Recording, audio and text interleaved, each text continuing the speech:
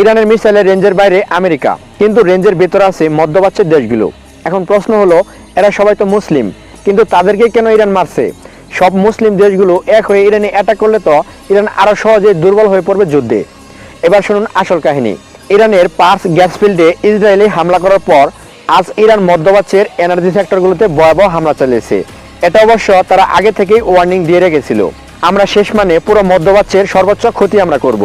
কিন্তু কেন, চলুন বিশ্লেষণ করি। আলী লারিজানি শহীদ হওয়ার কিছুদিন আগেই একটা চিঠি লিখেছিলেন, ইরান বড় শয়তান আর ছোট শয়তানের বিরুদ্ধে প্রতিরোধ চালিয়ে যাবে। কিন্তু একটা বড় প্রশ্ন, মহানবী হযরত মুহাম্মদ সাল্লাল্লাহু আলাইহি ওয়াসাল্লাম বলেছেন, যদি কোনো মুসলিম ফরিয়াদ করে আর তোমরা তার ডাকে সাড়া না দাও তাহলে তোমরা মুসলিম নও।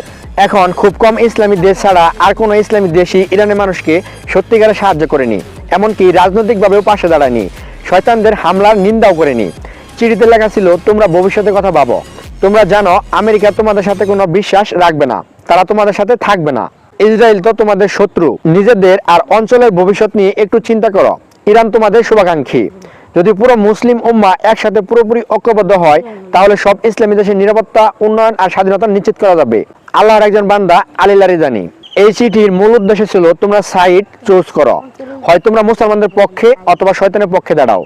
যদি তোমরা শয়তানদের সাইড বেছে নাও তাহলে তোমরা নীরব থাকো, তোমাদের আকাশ ও ভূমি শয়তানদের ব্যবহার করতে দাও, তাহলে তোমরাও আমাদের কাছে শয়তানের অনুসারী। আমরা তোমাদের সর্বোচ্চ ক্ষতি করে যাব, কারণ তোমরা আমাদের হাতের নাগালেই। সবাই জানে এক একজন করে একদিন সবার টাইম আসবে। এমনকি ইরানের পর তুর্কি, যা ইসরায়েল প্রকাশ্যে ঘোষণা দিয়ে রেখেছে, কিন্তু তারা শুধু টাইম বাইং করে যাচ্ছে। আজ যদি মধ্যপ্রাচ্য, ইরান, তুর্কি, মিশর, পাকিস্তান এক হয়ে লড়াই করতো তাহলে শয়তানরা পিছু হতে বাধ্য হতো। টেকনোলজি এবং গোলাবারুদের কোনো কমতি ছিল না। 57টা মুসলিম দেশ মিলে নিজেদের মধ্যে ব্যবসা বাণিজ্য সবই করতে পারত।